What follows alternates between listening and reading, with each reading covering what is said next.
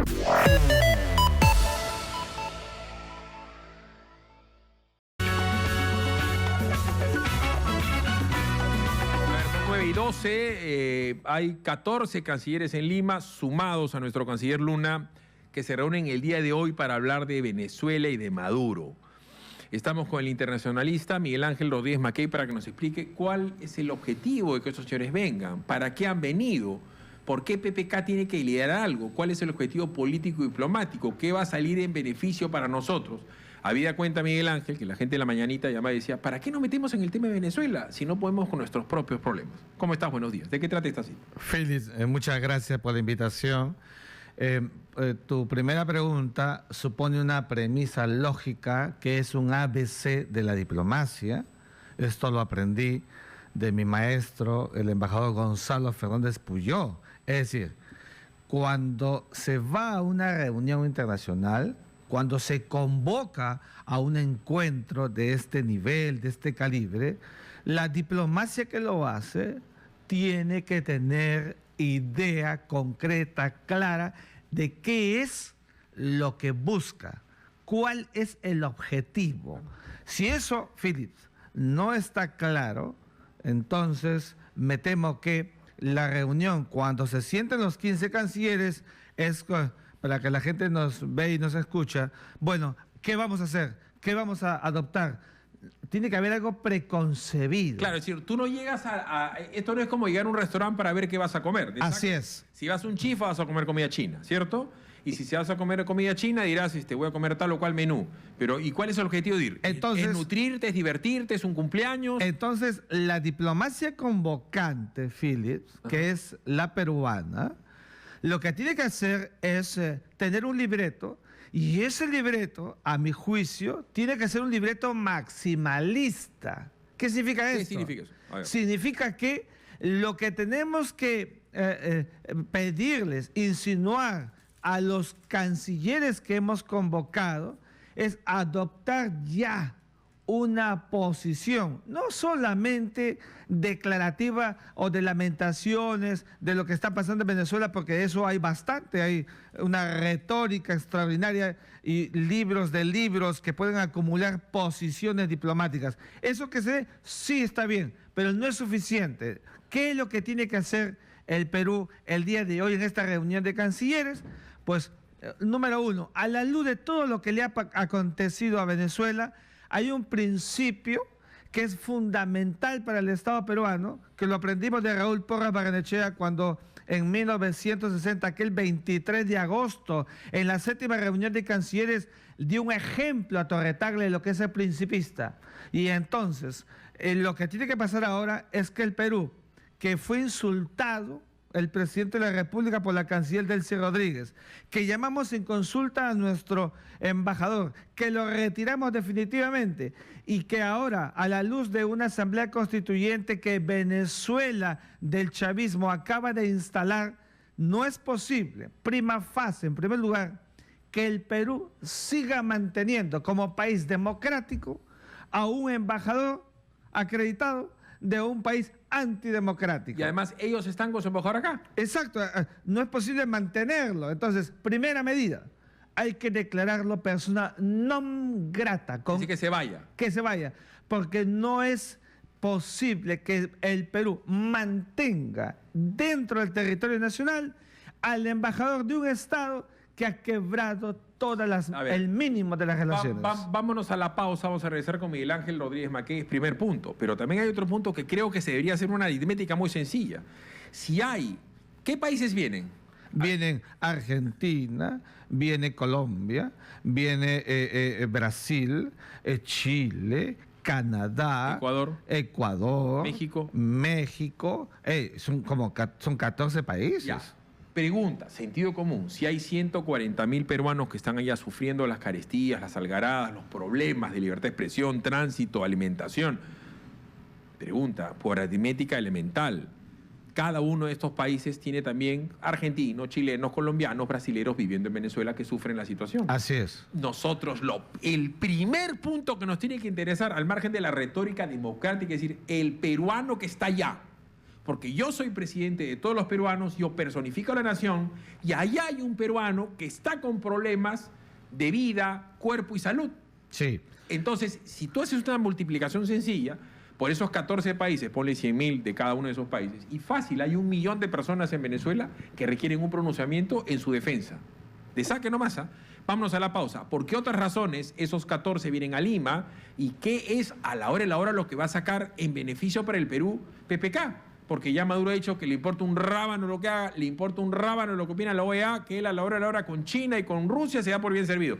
Fuera de acá. No le importa lo que dice Estados Unidos, no le va a importar menos lo que dicen estos 14. Pausa y regresamos.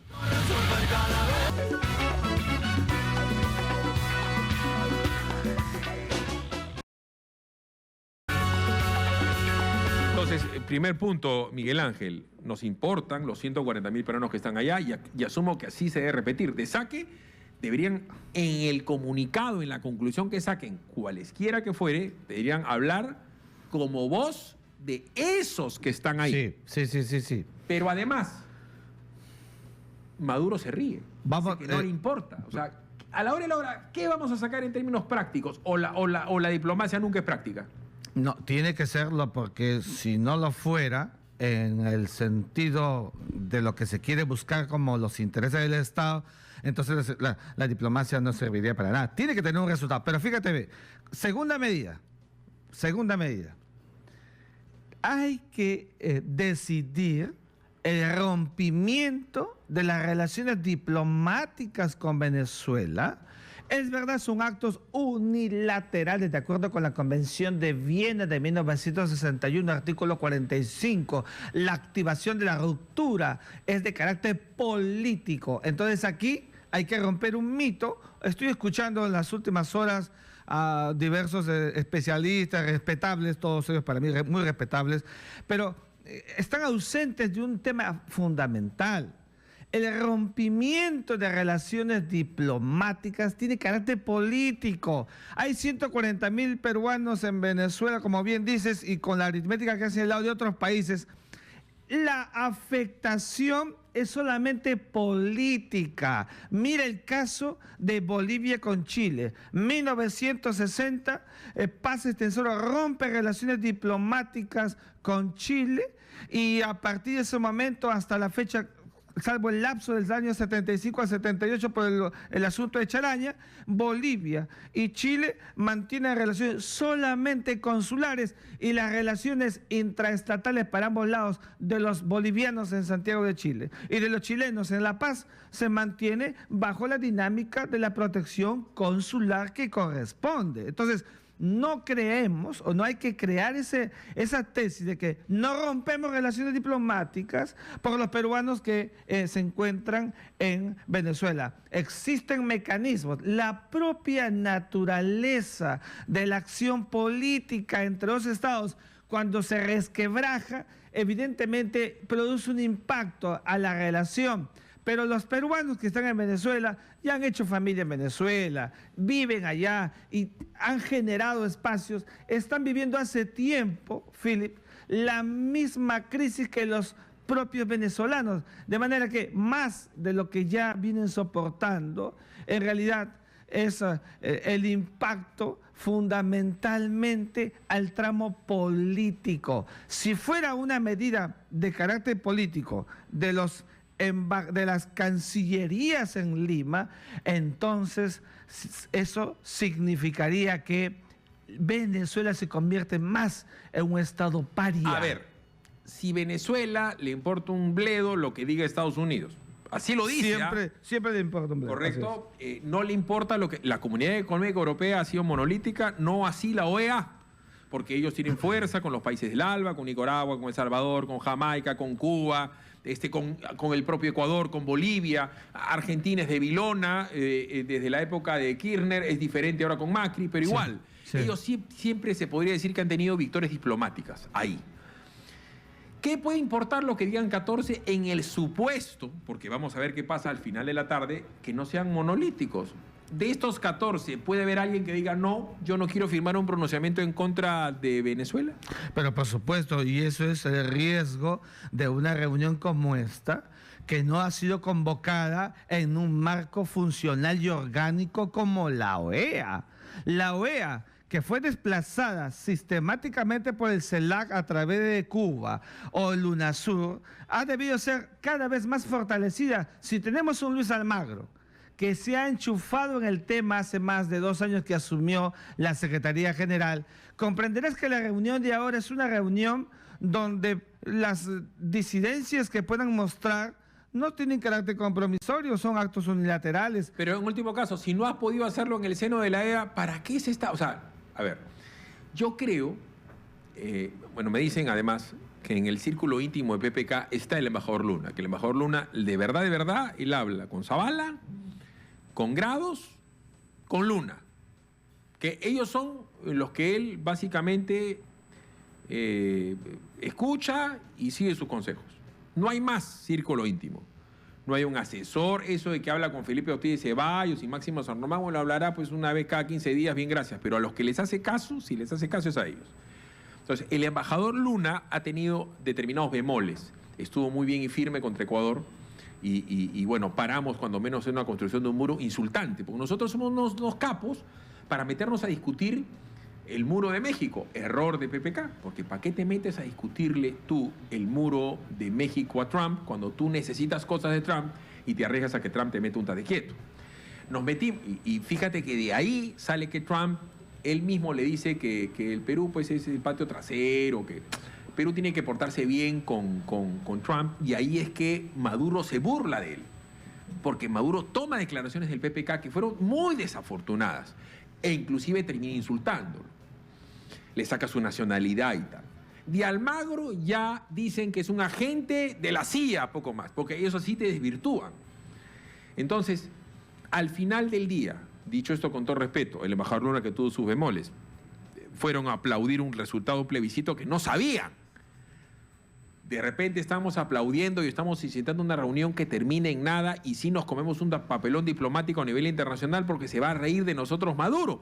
La comunicación que saca, Maduro es capaz de sacarla en televisión, romperla y reírse de nosotros, quedamos peor que como comenzamos. Por eso te decía, Philip, lo importante de esta reunión es llegar a decisiones objetivas y claras. Si solamente vamos a condenar, si solamente vamos a lamentar y si solamente vamos a instar, entonces sí va a producirse la consecuencia que tú estás diciendo. Pero si rompemos relaciones diplomáticas, todos los países que han sido convocados en Lima, si producimos un bloqueo económico, algunos le tienen miedo al bloqueo económico. Fíjate, Inglaterra fue bloqueada por Napoleón Bonaparte en 1806. Cuba fue bloqueada por Estados Unidos en 1960. Los bloqueos económicos el día de hoy lo que tienden es a promover y a generar presión interna, nada más coyuntural. Frente a un levantamiento, como hemos visto el día de ayer en Carabobo, de 25 militares, hace un mes de otro grupo, la coyuntura exige en consecuencia que se adopte algo concreto, pero que impacte y que menoscabe y que haga que Maduro empiece a temblar. Ese es mi punto, Miguel Ángel. Por eso yo muchas veces, siendo un pragmático, digo, y por eso te pregunté de manera tan directa y poco diplomática, porque el diplomático en último caso es otro y no yo. Yo no tengo por qué ser diplomático. Yo tampoco. Cuando digo, ¿es eficiente, es efectiva la diplomacia? Porque si al final del día vamos a sacar un comunicado, condenamos a los que han hecho tal cosa en Venezuela, suscribimos nuestro apoyo a las fuerzas democráticas, nosotros instamos a la libertad de ¿sabe Dios quién? Porque claro, a Leopoldo López ya lo regresaron a su casa, ¿cierto? Así es. Y Ledesma puede estar acá, y decimos, condenamos la muerte de los dos, o sea, todo declarativo, va a ser lo mismo que hacen desde cada uno de sus púlpitos, cada uno de estos sacerdotes, ya llamamos presidentes. Y además hay que tener mucho cuidado, Félix, con el honor nacional. Venezuela, a través de su canciller y de su presidente, han lesionado al honor nacional. Entonces, para eso, para que haya un resultado, hay que romper Por relaciones eso digo, diplomáticas. de repente lo que está tratando de hacer Luna desde el punto de vista diplomático es ya lanzar este comunicado, que le devuelvan una pachotada y ya como consecuencia de esta negativa o ninguneada, este documento que se va a valorar seguramente hoy por la tarde, ya recién ahí, ya ellos están buscando una gota que derrame el vaso, cuando yo creo que el vaso está recontra derramado. Exactamente. No, yo creo, mira, 130 muertos, con una asamblea constituyente que se acaba de instalar de manera prepotente. ¿Qué podríamos pensar ya sino de actuar? Vamos a ir a la pausa y vamos a regresar, Quique, con Nancy Arellano luego de la pausa, pues son 9 de la mañana con 29, eres venezolana y es internacionalista. Evidentemente tiene el punto de vista de una ciudadana venezolana prácticamente en el exilio de acá. Pero reitero, si no somos efectivos para con Maduro, se va a seguir burlando. Al margen de lo enunciativo y diplomático, el Perú tiene que romper relaciones. Los del bloqueo económico de Estados Unidos se matan de risa. Porque a la hora siguen con números comerciando dinero, por decirte, con Wall Street. Bueno, pero un bloqueo, cuidado, Philip, porque un bloqueo puede, que significa un bloqueo en la zona del Darién, donde tiene salida importante el 95% de la economía venezolana, Bueno, depende del petróleo que exporta al mundo De repente entero. tiene unas ideas diferentes, Nancy Arellano, que es venezolana, reside en el Perú y evidentemente está preocupada por lo que pasa en su país, bastante más que nosotros, ciertamente. A nosotros nos duele por los 140.000 peruanos que están, por la solidaridad elemental que hay que tener con gente sufrida, pero nadie como un venezolano para explicarlo luego de la pausa. Son 9 de la mañana con 30. Continuamos con Philip Butters en Exitosa. Nosotros hemos tratado hoy muchas veces este tema de Venezuela y queremos escuchar la voz de Nancy Arellano, que es venezolana, con esta reunión que el día de hoy se realiza en Lima. ¿Cuáles crees tú, Nancy, que deberían ser hechos realmente que cuando menos impacten a la opinión pública internacional o que incomoden en algo a alguien que es tan cara dura como Maduro? Buenos días, Nancy. Buenos días, Philip. Antes que nada, bueno, gracias por el espacio. Mira, primero, yo creo que el desconocimiento frontal de la Asamblea Nacional Constituyente por ilegítima y todas las decisiones que deriven de la Asamblea Nacional Constituyente. Segundo, que de una buena vez se pronuncien también con respecto a los grandes ausentes, los demócratas de doble discurso, que definitivamente en los foros internacionales les conviene la Carta Democrática cuando defienden sus intereses en sus países. Recordemos que la Carta Democrática se aplica por primera vez en el año 2002, cuando el golpe de Estado perpetrado contra Chávez. Pero ahora la Carta Democrática los chavistas no la quieren. Entonces la democracia es buena cuando acusa a los otros o cuando me defiende a mí, pero no es buena cuando me inculpa a mí la falta o carencia justamente de una actitud democrática. Y además los otros países, como es Ecuador, como es Bolivia, como es Nicaragua, como es muchos países del Caribe, que han recibido cantidad de favores y dineros venezolanos y que ahora son cómplices del golpe de Estado que se está perpetrando en Venezuela. Ya, pero yo eso creo de que ahí para hay una posición. Ya, correcto, pero nosotros ya hemos muchísimas veces fijado posición. PPK ya lo ha hecho varias veces y lo que ha recibido son insultos. O sea, el señor Maduro insulta hasta Trump. Entonces, lo que hagamos nosotros los peruanos, intentando liderar algo que va a emitir un comunicado, ¿va a servir para qué? Si no le hace caso a la OEA porque la tiene controlada o la ningunea. No le hace caso a la Comunidad Económica Europea. Dice que de Mercosur no lo vota nadie. El tipo nada le importa. Perú tendría que acabar con... No, pero es que sí. No podemos pensar que las declaraciones internacionales son en realidad un mensaje para los tiranos. Son un mensaje de apoyo para el pueblo que está luchando en las calles, que está luchando en las instituciones, para los diputados que se están jugando la vida día a día en la Asamblea Nacional. El mensaje realmente de los demócratas es para los demócratas. No podemos esperar que los tiranos de repente se vuelvan demócratas ni que les parezca cómodo, no, correcto, chévere, eso me queda o que agachen la cabeza. No, me queda claro, Nancy, pero discúlpame, el Perú no tendría que acabar con sus relaciones diplomáticas y llevar las relaciones diplomáticas, en último caso, a nivel consular y así varios otros países. Aquí estamos con el internacionalista. No, claro, estamos clarísimos. O sea, eso tiene que ser mucho más efectivo, porque si no... Claro, hay que dejar la complicidad, pero dejar la complicidad significa también, insisto, condenar a los homólogos que se ausentan, que siguen siendo cómplices de lo que está ocurriendo en Venezuela. Porque estamos hablando de que se volaron la Constitución, o sea, no estamos hablando de cualquier cosa. Pero me sigues hablando de un tema que, entiéndeme, Nancy, no quiero ser burdo, para el común de los peruanos sigue siendo interno, para que a los peruanos, los argentinos, los chilenos, los brasileros, la gente que realmente no quiere el régimen de Maduro, lo que tiene que hacer es cortar relaciones diplomáticas para que se... No, es que estamos claros, Philip, yo estoy diciendo que sí, en efecto sí hay que tomar ese tipo de medidas, hay que brindarle apoyo a la Venezuela democrática, ni siquiera voy a hablar de oposición, estoy hablando de la Venezuela democrática, claro, porque hay muchos chavistas que hoy día adversan lo que está ocurriendo, estamos hablando de eso, no estamos hablando de un partido político, estamos hablando de una ruptura, y por otro lado, por supuesto que esto tiene que llevarse a todos los foros que se puedan a nivel internacional, porque el comercio es internacional. Y la estamos consulta hablando que te de que hago, las cuentas bancarias del gobierno, claro, se manejan internacionalmente. O sea, no nos engañemos, aquí las economías autárquicas ya no existen. Nancy, si se quieren tomar medidas, se pueden tomar. A ver, ¿quién le compra petróleo a Venezuela? ¿Quién comercia con Venezuela? Porque no solamente petróleo, es bueno, son fosfato. los chinos. El tema es quién se va a atrever a presionar a los chinos. 65.000 millones de dólares le debe Venezuela a los chinos. ¿Quién se va a atrever a presionar con los chinos? Estados Unidos, a hablar con los chinos. ¿Wall Street no le sigue prestando plata a Venezuela? Son tenedores de bonos.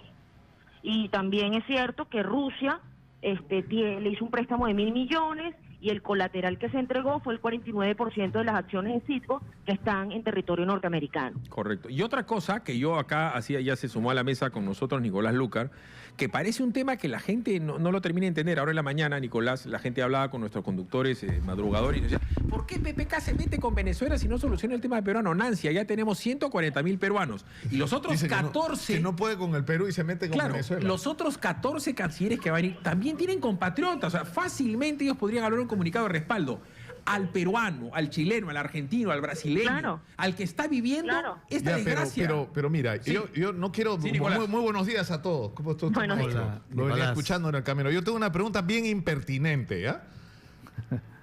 ¿Ya? Ayer conversábamos sobre la constituyente. Es decir, legalmente la Constitución de Venezuela faculta al presidente a convocar una asamblea constituyente. Y en ninguna parte dice que el presidente tiene que convocar antes a un referéndum para poder convocarla. Lo que dice yo creo que la oposición venezolana se equivocó y debió ir a la constituyente y le ganaba a Maduro. Lo ponía contra la pared. A ver, Nancy. A ver, tienes y no tienes razón porque comparto la perspectiva. Es decir, uno, la Constitución faculta para que el presidente ejerza la iniciativa a la convocatoria de constituyente. Eso significa poner la idea sobre la mesa.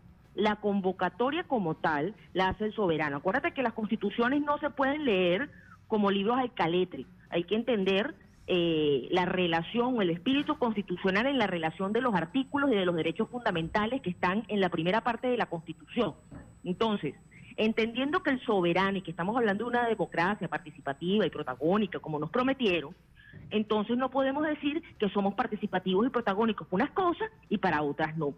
Entonces, si entendemos la relación de los artículos de la Constitución y entendemos además el antecedente de 1999, vemos que en efecto el presidente puede ejercer la iniciativa de convocatoria, como lo hizo Chávez en el 99, pero la convocatoria la hace el soberano a través de un proceso de referéndum consultivo, y tan es así. Sí, pero Nancy, eso no dice la Constitución. Sí, la Constitución dice quiénes tienen la iniciativa de convocatoria. El presidente, el Congreso, la Junta, creo que de los alcaldes, y el 15% del electorado. Eso dice la Constitución. Dice la iniciativa de convocatoria, no dice la convocatoria. A ver, Miguel Ángel, no tienes algo que contar. Yo quiero decir lo siguiente. Es verdad que el punto de partida, literal, como tú dices, Nicolás, lo dice la Constitución de Venezuela. Pero aquí hay un asunto de fondo, y es que la Asamblea Constituyente, cuando se convoca stricto sensu, es para hacer una constitución. La que ha convocado y alistado e instalado Maduro no es solamente para eso, sino también para reemplazar a la Asamblea Nacional que legisla. Porque es que ahí está lo perverso. Eso es antijurídico. Lo que te quiero decir está bien. O sea, el problema es que tú en la comunidad internacional, Nancy, tú tienes que darle legitimidad a las decisiones que tiene que tomar la comunidad internacional. Entonces tú no puedes O sea, por ejemplo, ¿cuál era la legitimidad del referéndum que convocó la oposición? No existe en ninguna ley, era simplemente una manifestación política para demostrar la fuerza que tenía la oposición. Pero ¿qué valor tiene en términos jurídicos para acabar con el régimen de Maduro? Lo que pasa es que, permíteme, Nancy, el punto de partida que hace ilegítima la Asamblea Constituyente, que cuando Nicolás Maduro la convoca, la hace para que dé constitución y para que legisle. Eso no existe en el planeta Tierra. Dígame, ¿qué asamblea constituyente hace dos cosas al mismo tiempo? Una constitución política y legisla lo que es un parlamento nacional. Eso no existe. Entonces, desde ese punto de vista, desde el punto de partida, es antijurídico, antipolítico y por tanto ilegítimo. Es el tema de fondo. Claro, pero el tema es qué pasaba, pregunto yo, si la oposición decía, ¿quieres ir a la constituyente? Vamos a la constituyente, a ver quién gana. Esa era la parte en la y lo que primero que va a resolver esa constituyente es la legitimidad de tu poder. A ver si Nicolás Maduro, debería seguir siendo presidente o no. Le ganan, Nancy, le ganan, Lucas, así como la oposición le ganó a Pinochet el referéndum. A ver, por eso te iba a decir que en una parte te iba a dar la razón, porque ciertamente la oposición venezolana necesita dejar de ser unineuronal, ¿verdad?, para ser multineuronal y trabajar todos los escenarios donde nos quiera meter el chavismo. Es decir, hay que trabajar sí el escenario electoral, hay que trabajar sí el escenario de calle, hay que trabajar sí el escenario de presión, incluso a la ilegítima Asamblea Nacional. ¿Por qué? Porque si ellos quieren soberano, el soberano está allí. Porque si ellos quieren de verdad recibir al pueblo, entonces vamos a organizar al pueblo. Pero yo me refiero a que no se puede dejar de lado ningún escenario. Correcto. Y en efecto tienes razón. Si en ese momento hubiese habido capacidad de respuesta más allá de los juristas reclamando la inconstitucionalidad de la convocatoria, por lo que te menciono antes, porque además en las bases comiciales se respetaron el derecho de una cabeza, un ciudadano, un voto, se respetó a través de un sistema perverso de clasificación del voto, votos duplicados, triplicados por sectores, por territorio, etcétera. Sería muy largo explicar todas las irregularidades que hubo en las bases comiciales que fueron aceptadas por el CNE. Y además está todo este tema de Smartmatic, y está todo este tema de que se dijo que se alteraron los resultados. Entonces, lo que te quiero decir es que la estrategia de la oposición hoy día tiene que estar en el ámbito nacional, porque ciertamente este problema lo resolvemos los venezolanos, pero sí necesitamos el apoyo internacional porque estamos en un mundo globalizado. Claro, porque ahora... Correcto, Nancy, te agradezco. Tengo que ir a la pausa, pues Lucas siempre se agarra mi hora, pero en fin, te agradezco, Nancy. He venido antes para no robarme mi hora. Por la paciencia, pero yo insisto en lo mismo, discúlpame que también lo vea con el crisol peruano. Si nosotros no retiramos a nuestro embajador y realmente no hacemos algo efectivo, nos van a volver a insultar al presidente y vamos a pasar un papelón internacional. Tenemos que hacer algo mucho más efectivo desde el punto de vista de los peruanos, también para que el señor Maduro sienta que nosotros no solamente hacemos un show, no solamente hacemos una declaración, ni venimos a traer a la gente a Lima para disfrutar nuestra excelente comida. Ha sido muy amable Nancy Arellano con nosotros, muy amable. Claro que sí, gracias a ustedes. 9:46, regresamos con Nicolás Lucar y pongo sobre el tapete esto a Nicolás, ¿no es cierto?, en la mañana, y también le pregunto a Miguel Ángel, ¿para qué nos metemos con el tema? Si ni hacemos bien el tema de Venezuela, ni hacemos el tema interno, porque los diplomáticos, entre otras cosas, saben negociar, y la falta de capacidad de negociación de este gobierno es más interna que externa. Pausa, regresamos. La relación política externa hasta el momento, ya nos hemos comido varios papelones, el tema del muro de Trump, el tema del famoso plebiscito en Colombia, donde salimos magullados, cuando hemos querido impulsar algo en OEA no nos ha funcionado. Y tenemos problemas de negociación interna, como que el gobierno no tiene claro qué implica negociar, Nicolás. Negociar ni es matar a Lucar a palazos, ni dejar que Lucar te mate a ti. Negociar es ceder, pactar, llegar a algo. ¿De qué va a servir esta reunión si al final del día Maduro se termina riendo otra vez de PPK, Nicolás? No, porque es una reunión que en realidad ¿qué capacidad de decisión tiene en términos reales? Depende solamente del acto unilateral de cada uno de los participantes. O sea, no es una cuestión... O sea, termina siendo en bilateral, no multilateral. Así es. No es una reunión orgánica, por ejemplo. Es una iniciativa que la tiene cualquier país que tenga ánimos y vocación democrática, y eso ha hecho el gobierno, el Estado peruano. Pero tú decías, Philip, algo muy importante. No hay que olvidar que la política internacional, la política exterior se origina en el frente interno. Carlos García Bedoya nos enseñaba que no hay política exterior que no tenga su origen en el frente interno. Nicolás, cuando tú negocias algo, es para lograr un objetivo. Entonces, una de las cosas que yo veo en este gobierno es que ni entiende cómo tiene que negociar con Keiko, porque no sé qué objetivo tiene. Nadie lo sabemos, ¿no? No entiendo qué cosas tienen que ellos negociar, por dar un ejemplo, con Odebrecht. Parece que Odebrecht está ganando la pulsada. El que vaya el ministro a decir que a Odebrecht le hemos picado 10 millones de soles es... Le saqué 5 céntimos, pues, al hijo menor de Lucas. Pero pues, resulta patético, ¿no? Patético. Y después no saben negociar con maestros y con médicos. Pero el problema es que tienes que partir yo creo, de una comprensión de la realidad que estás enfrentando. Y a mí lo que me preocupa mucho del discurso de mucha gente sobre el tema de Venezuela. ¿Cuántos votos ha sacado, Miguel Ángel, el chavismo en esta votación? Pseudo proceso. Claro, 1,5 millones, 2 millones. Así es, casi 2. Y habían pintado, que habían sacado... Bueno, hablaron de que habían participado 8 millones. No importa, Así es. 2 millones de personas. O sea, nada. No, nada, es algo, es gente, además es gente que es militante, que está organizada, algunas de ellas incluso están armadas, ¿no es cierto? Perdón, hasta en Cuba quieren a Castro. Ya, pero tienes una realidad, es decir, si tú en Venezuela en determinado momento logras restablecer un sistema democrático de respeto entre todas las partes, ¿no es cierto? Y con participación de todos, o sea, el chavismo va a seguir existiendo. O sea, es endiabladamente complicada la situación. Pero insisto, nos estamos centrando, y ustedes se están centrando en el tema con Nancy, como es lógico, de lo que pasa dentro de Venezuela. Y dentro de Venezuela, perdón, si ya te metiste a convocar una reunión que tiene que tener un efecto utilitario, si esto al final del día termina con que le vuelve a decir gringo, vendepatria, me río de ti, hace un comunicado, lo rompes y lo tira en la cabeza, tenemos que retirar al embajador de Venezuela. Pero insisto, este gobierno, Miguel Ángel, como parte de su impericia política, es que no sabe una parte importante de la política, que no es solamente tener una idea para llevarla a cabo, sino la tienes que negociar.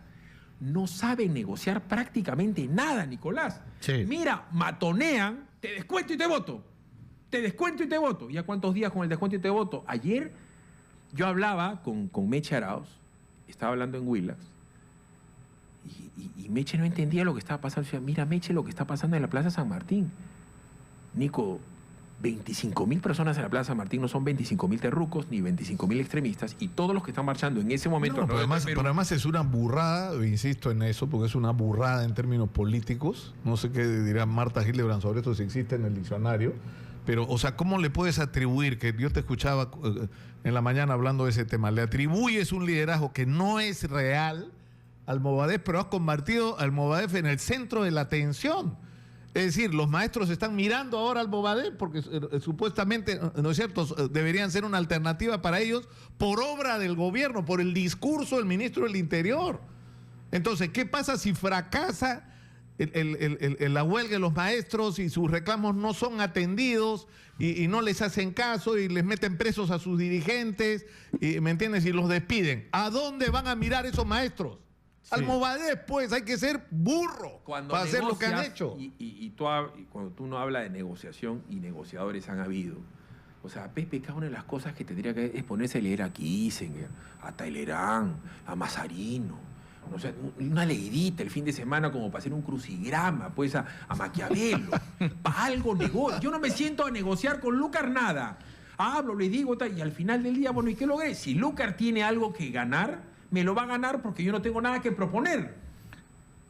No es suma cero, va a ganar Lucar. Fíjate, Philip, para que no pase, esto todos los diplomáticos peruanos lo saben que los aprecio, saben mi posición, siempre rectilínea en muchos temas. Para que no pase lo que en su momento dijo Vicuña Maquena, este gran historiador chileno, que el Perú era un país de diplomáticos muy inteligentes, pero de poco carácter. Fíjate lo que dijo. ¿Ya? Es que en menos de 10 minutos que comenzará la reunión, el Perú sea lo que dije aquí en Exitosa al comienzo de nuestro encuentro, Philip, maximalista. Pongo en la mesa, señores cancilleres, el libreto del Perú que los ha convocado es este: rompimiento de relaciones diplomáticas con Venezuela. A Ya. partir de allí, entonces el sustrato eso de la se llama, técnica eso se llama tener una diplomática. actitud firme. Voy a poner un ejemplo Eso es lo que te- calza como anillo al dedo. Eso es lo que hay que hacer. Viene una empresa extranjera que se llama Odebrecht. Hay una leyecita que dice que las empresas en litigio con el Perú no pueden tener obra pública. Durante el gobierno de Toledo, siendo PPK presidente, van a la letra fina y dicen, no, es que la empresa que tiene el litigio es Odebrecht Pape Pipo Pu. Y esto, lo que están pidiendo es una concesión en donde está Odebrecht, Sutano y Mengano consorciada. Entonces le damos luz verde a Odebrecht, nos enyucan con una interoceánica. Porque para eso sí somos estúpidos los peruanos, para ver la letra fina. ¿Qué está pasando en este momento en Tacna?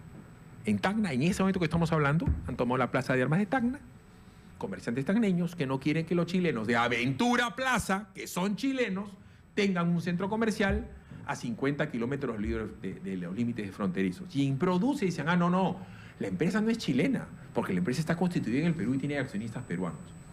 O sea, repetimos un error tras error, ya no solamente por falta de carácter, eso es ser vendepatria, pues, Nicolás.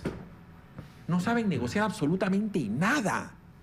A mí un tema que me ha parecido perturbador es atribuirle al discurso de la diplomacia norteamericana un factor, o sea, un poder decisivo. O sea, si Fidel Castro duró como duró y su régimen dura hasta hoy, es gracias a la torpeza de la política exterior norteamericana. Entonces ahora ellos dicen, el señor Maduro ya para nosotros ya no es demócrata, es dictador. Pero ¿cuánto le compran, Miguel Ángel, de petróleo? 750,000 barriles Así es. diarios de petróleo le compran los Estados Unidos a Venezuela. Diarios. ¿Ah? Es el segundo o tercer proveedor de petróleo que tienen los Oye, Estados Unidos. Nicolás, O sea, sin ir más lejos, yo acabo de estar en Miami, hermanito. Si tú nunca hubieras bloqueado a los cubanos y tú hubieras permitido con Cuba el libre flujo de capitales y de inversiones, ¿cuánto duraba Castro, hermano, con cubanos entrando y saliendo de Miami ahí? Contándole a su tío, a su primo, a su amigo, a su chochera, a su papá, cómo viven en Cuba, cómo viven en Miami, con un McDonald's en cada esquina y con plata. ¿Cuánto dura? ¿Tú crees que hubiera durado con pleno flujo de capitales? ¿Cuba hubiera durado? No hubiera durado. No debe sorprendernos, Philip, lo que ustedes están diciendo, eso se llama intereses. Los países no actúan por amicalidades. Mira Arabia Saudí, que es el primer país exportador. Eso decía Javier Pérez de Cuellar. Javier Pérez de Cuellar. Decía que los países no tenían amigos, No hay, sino pues, intereses. mira, el país más fundamentalista del planeta, el mayor violador de los derechos humanos, es el aliado estratégico de Estados Unidos de América. ¿Te das cuenta? O sea, tenemos que decir las cosas como son. Frente a ese modus operandi de intereses, lo que sí no puede haber cotejo es el tema de la dignidad nacional.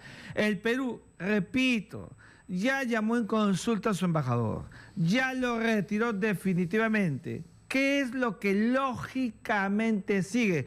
Porque en diplomacia hay una escala, hay una graduación de la crisis. Lo que sigue es la ruptura de las relaciones diplomáticas.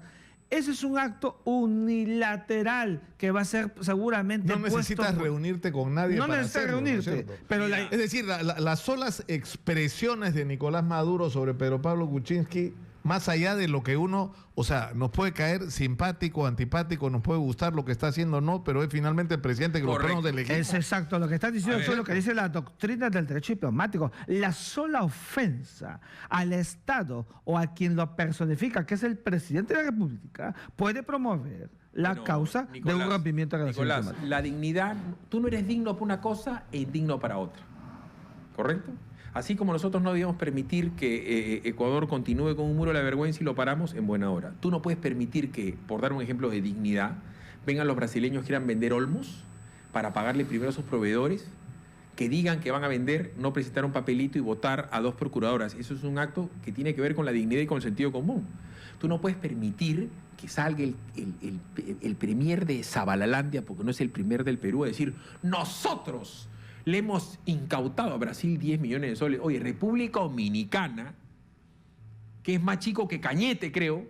Compare el mapa, Nicolás, de República Dominicana con el mapa del Perú. compara la plata y el daño que puede haber hecho Odebrecht acá en el Perú y en República Dominicana ha incautado mucho más plata que nosotros. Hay un tema, bonita palabra, pero sin contenido para este gobierno, de dignidad.